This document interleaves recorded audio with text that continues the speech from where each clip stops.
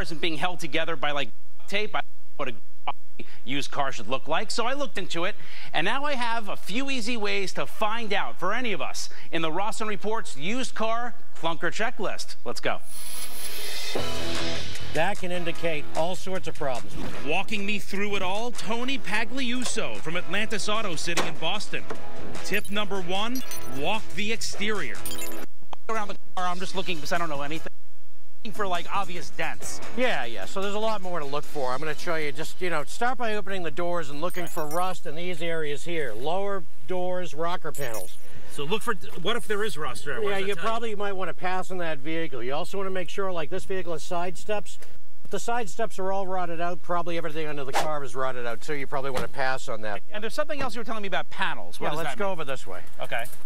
So I'll show you here in the front of the vehicle.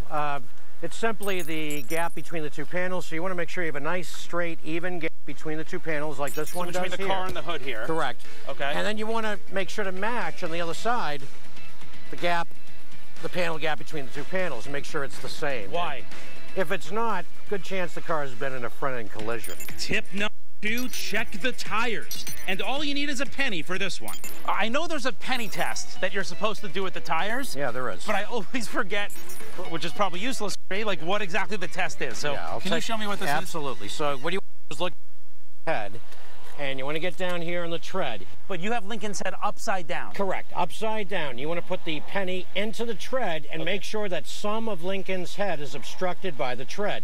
Now, for instance, if I pull the penny up to the very top, you see all of Lincoln's head. That means those tires won't pass inspection and are unsafe. Got it. So put that back in again. It should look like that, where even a piece of Lincoln's head is cut off. You're correct. And the more, the better. Finally, tip number 3, take it for the test drive. So when I take cars out the test drive, I'm usually thinking that I'm just trying to see how it drives, but that's not it. No, you got to make sure everything works. First thing I do is check the seat belts, make sure if they're frayed. If they've been frayed, it's possible the airbags went off, car might have been in a collision.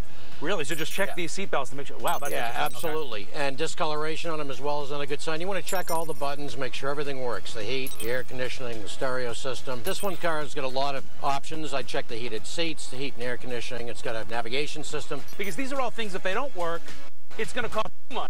Cost you money after the sale, and you got to kind of factor that in, And before you sign anything, get the car's basics. It's really easy. Just get the make, the model, the VIN number. That's right on the windshield there. And look it up on websites like Carfax and Kelley Blue Book. That'll tell you if the car has ever been in an accident or if the odometer has ever been rolled back. You want to make sure of that, but that happens a lot. We'll post all this and the links on my website, RossenReports.com. Back to you. Time 9:18. Get ready to spring forward. Daylight saving time begins tomorrow at 2 a.m. That means you'll be setting those clocks ahead an hour before you go to bed tonight. And while it might not seem like much, a small